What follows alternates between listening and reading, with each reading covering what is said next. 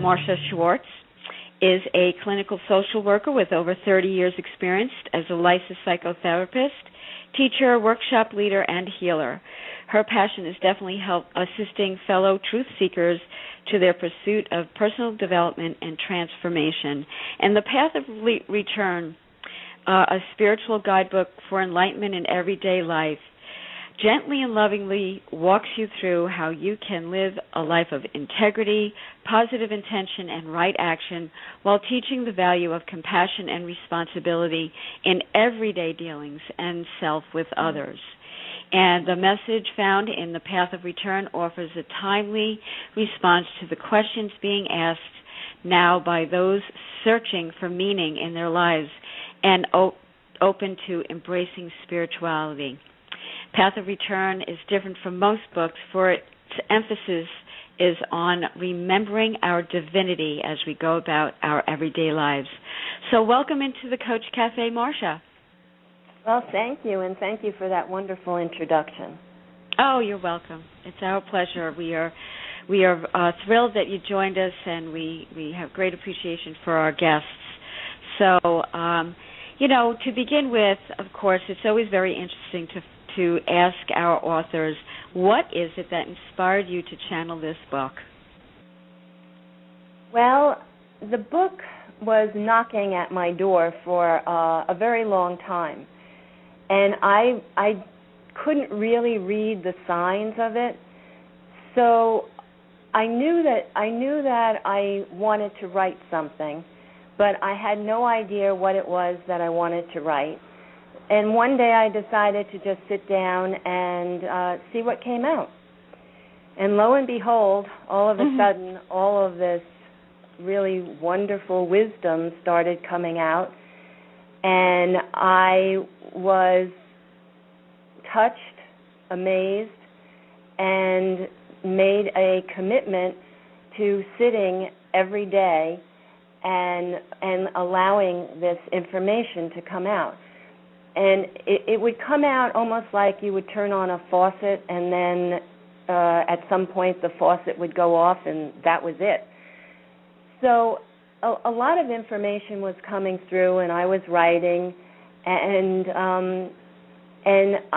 my own ego self, got in the way, and I started doubting it. And everyone who's listening knows about all those voices, the self-doubt, the, why me, this can't be happening, it's not real. And finally, I just said, I can only take 25 minutes a day of this. So I would sit and I would write, and 25 minutes to the minute, it would shut off. And I kept doing this, and then as I worked the information coming through, I got more and more comfortable, and I one day said, oh, you can go on longer, and it never went past the 25 minutes. So the chapters in the book are very short, sometimes just 2 pages, at most maybe 3.5.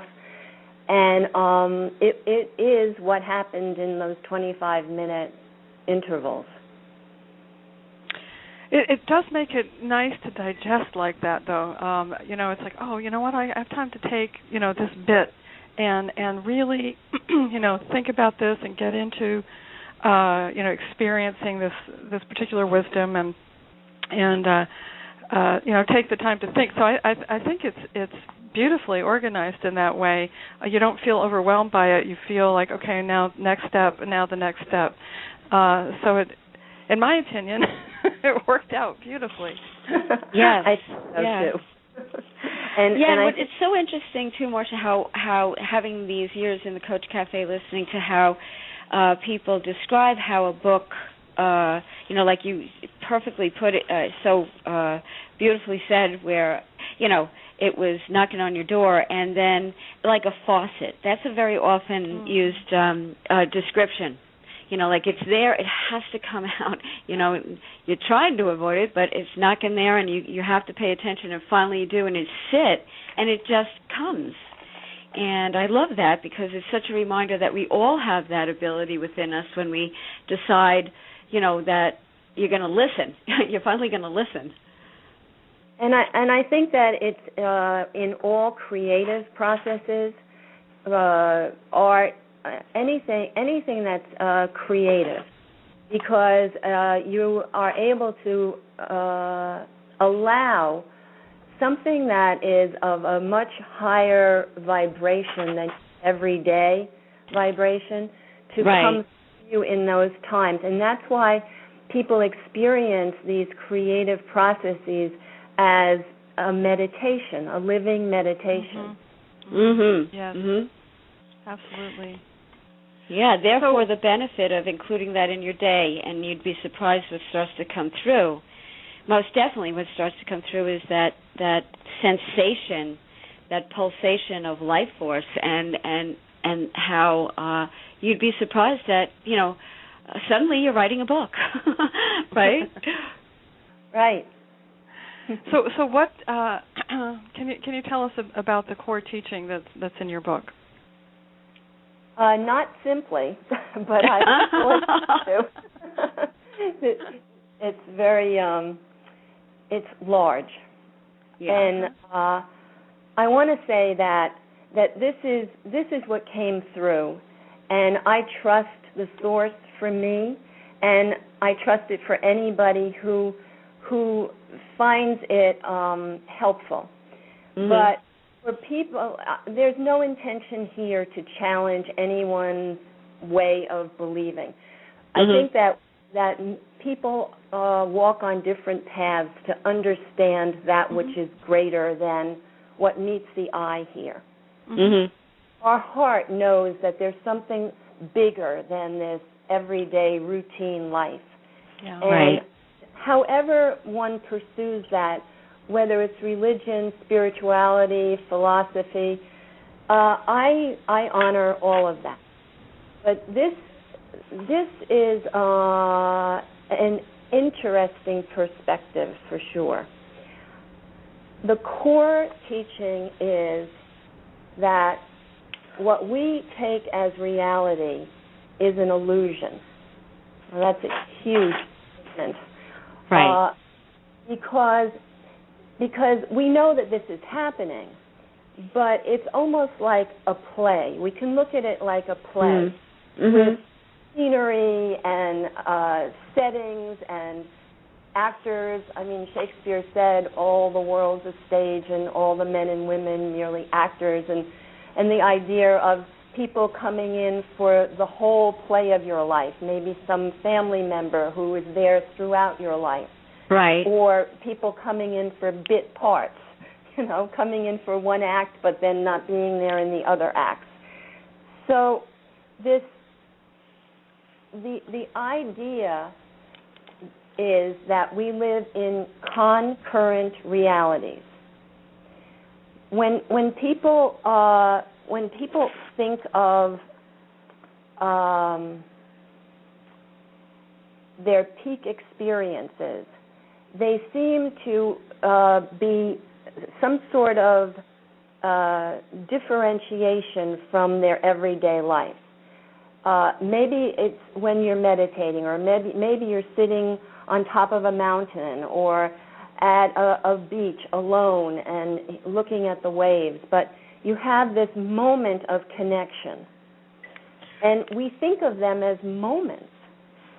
What I'm saying and what the book is saying is that is a concurrent reality that we can live in as much as we live in this everyday reality that we've basically been programmed into believing is the only reality. Now, I can go on and on about this, and I will say one more thing, is that this concurrent reality is the reality of oneness. It is it never had a beginning and it will never have an end. It is eternal. It is divine. It is a place from which there is unconditional love, compassion, caring, kindness, all of these attributes of and characteristics that we assign to the divine, that this is who we really are. This is the reality with a capital R. And this other, physical world reality that we were born into, in other words, our energy or our divine energy came into the womb and enlivened the readied physical form of the baby. There is a moment of quickening in the womb when that divine energy comes in. And then there's a process in this life of programming people to forget about the reality that they came from and the reality that they are going to go to, as if life is a line segment that interrupts this eternal reality of us being oneness, of us being all that is. So we are trained to believe that this reality of form, of physical form, the body, functioning in this physical world, is what is. Of course. I mean, what else is there? So we forget that there is a reality that is running through this physical incarnation. And at the end of our lives, they say of people who die is that, well, so-and-so passed last week. Yes, the core identity of that person left the body. But as Einstein says in his theory of relativity, we are all energy. Everything is energy. It's made up of energy. And that energy cannot be created or destroyed. It can only be transformed.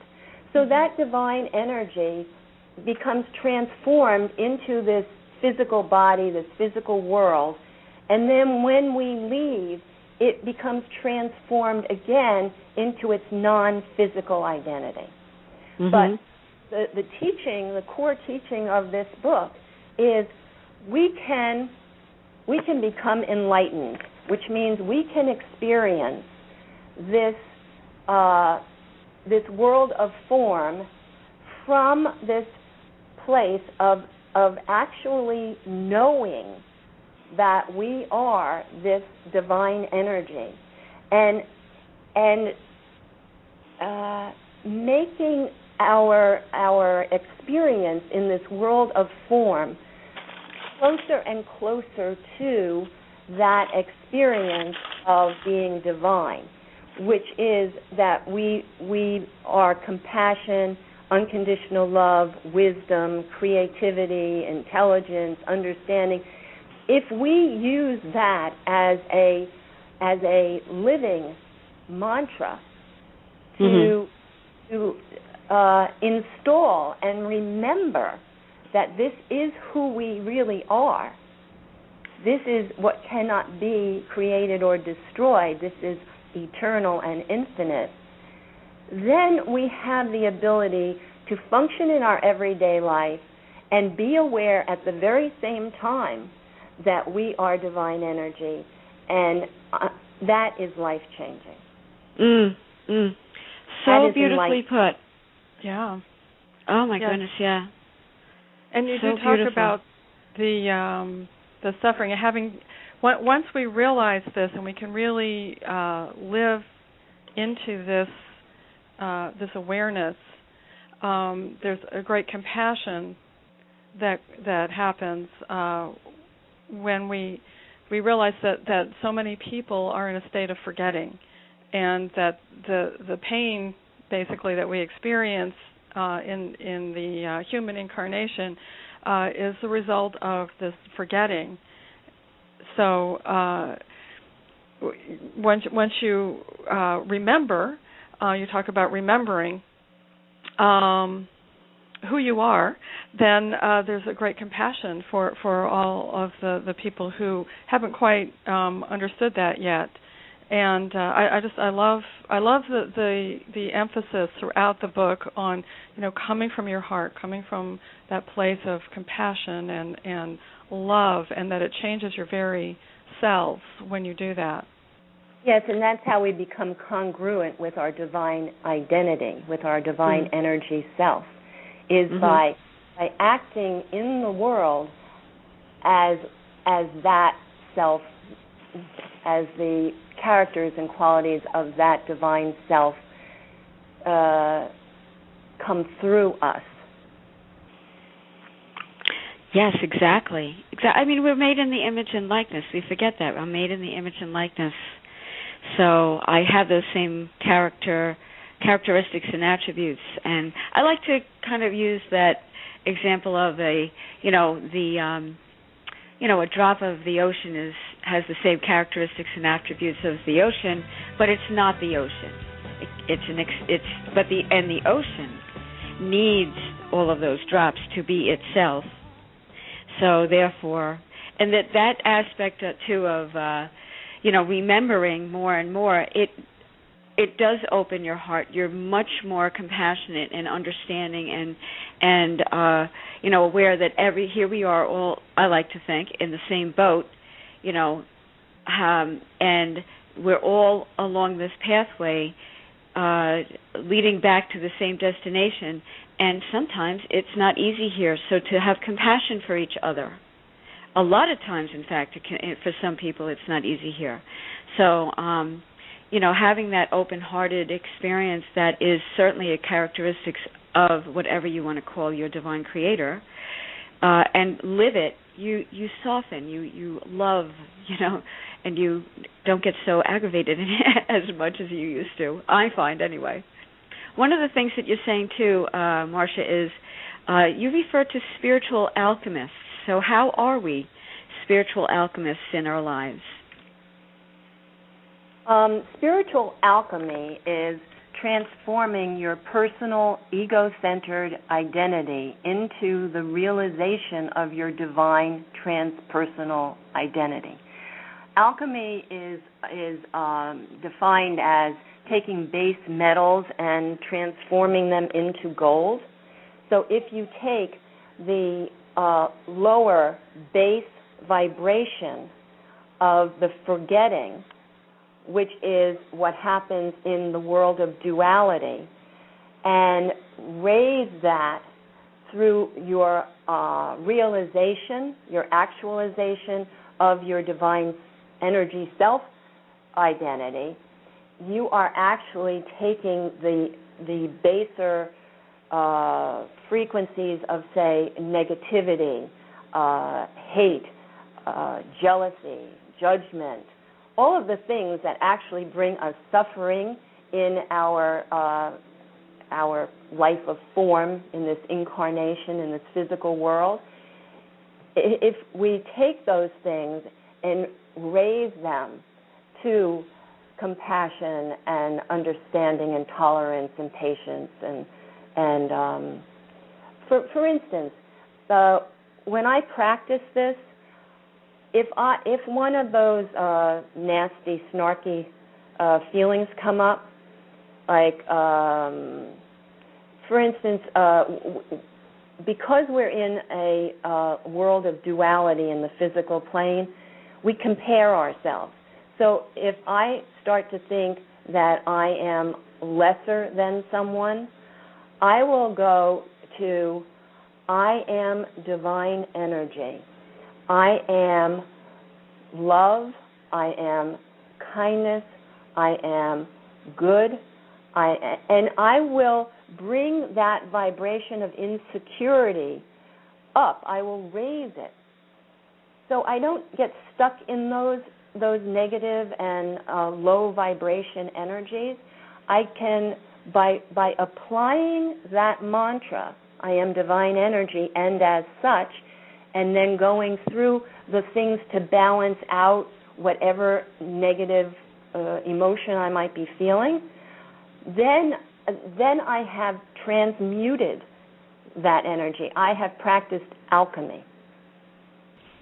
One thing that really intrigued me is the relationship that we have with ourselves. So I think what you were just speaking about with the spiritual alchemy maybe leads into that, and that, we sometimes treat those parts of ourselves very badly every time that we do feel like we're not enough or we don't deserve.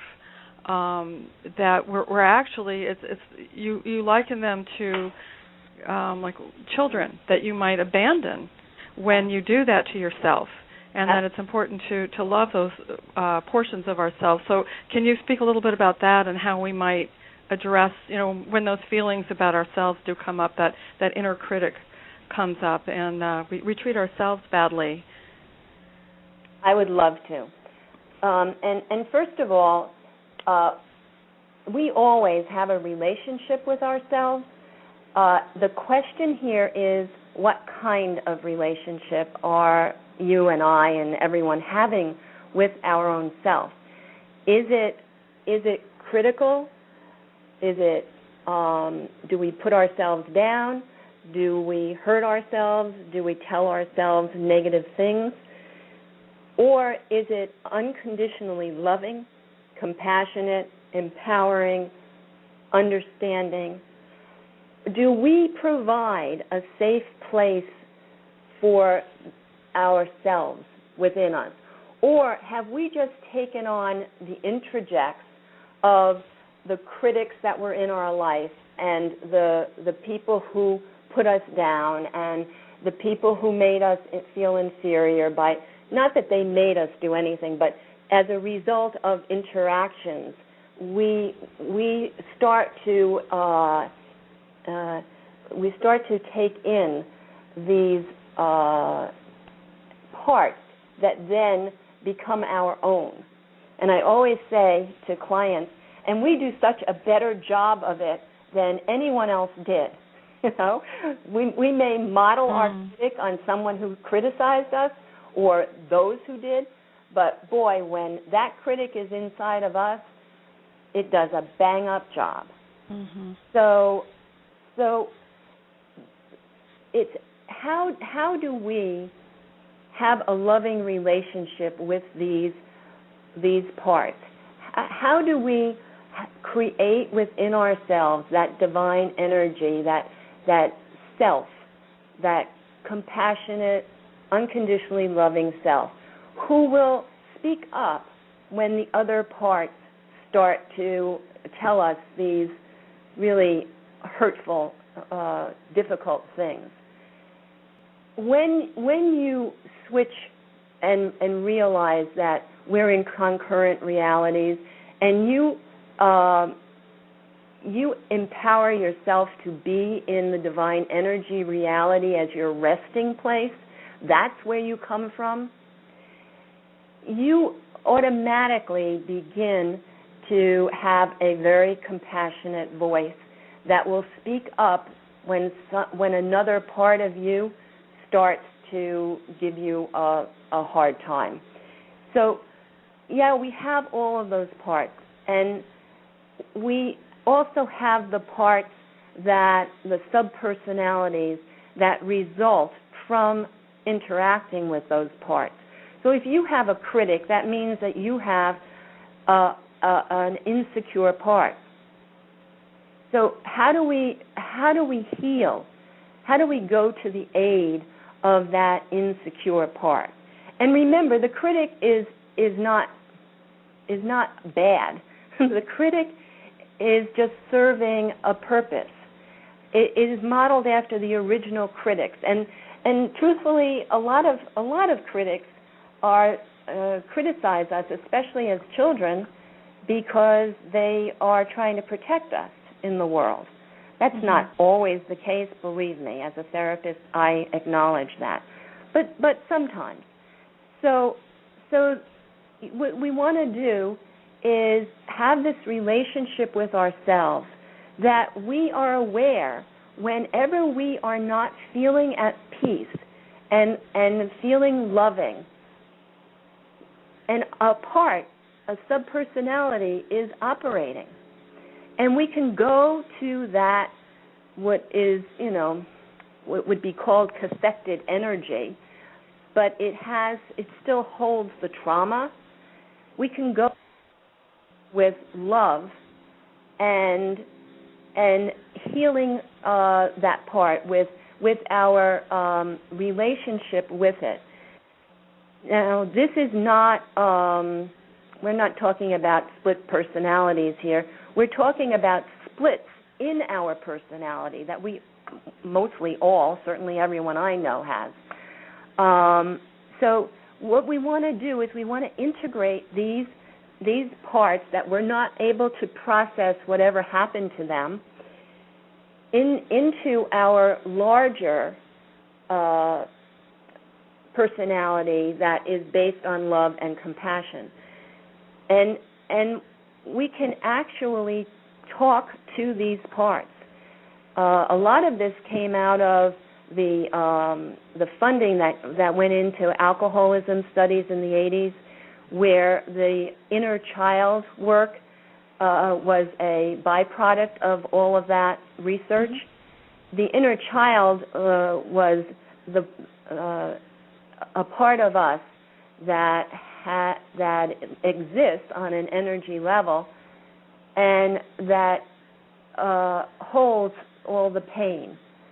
So actually there are many parts we've learned since then, but being in relationship, being loving, remembering them.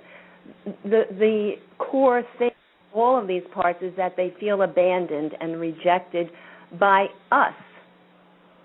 And we kind of pawn them off on the world, looking for somebody who is going to, take care of them, love them, make them whole.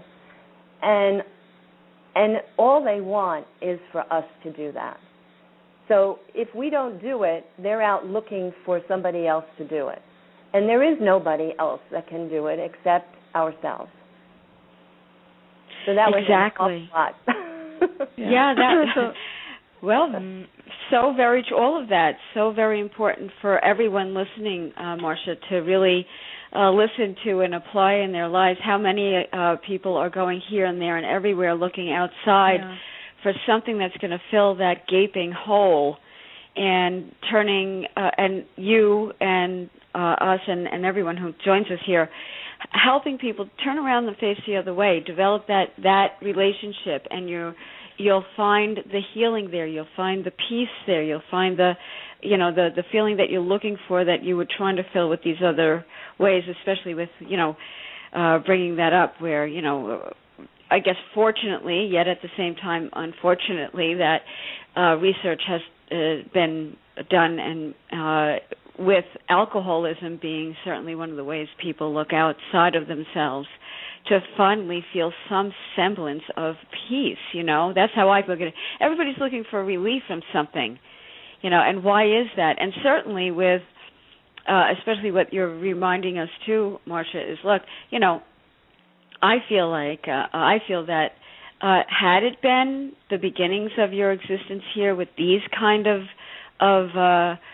understanding about yourself, who you are, what this is all about, why you're here, we wouldn't be even having discussions like this too much later on in life, but they did, and now there's so much wonderful, so many wonderful ways, so many wonderful people such as yourself wanting to help people to realize you have it all along. It's within you. And there is only one self. Right. What are we looking out for? Because there's only one self. Yeah. But I say, put that into people's everyday existence when for 20, 30, 40, 50 years they've been thinking like that other way.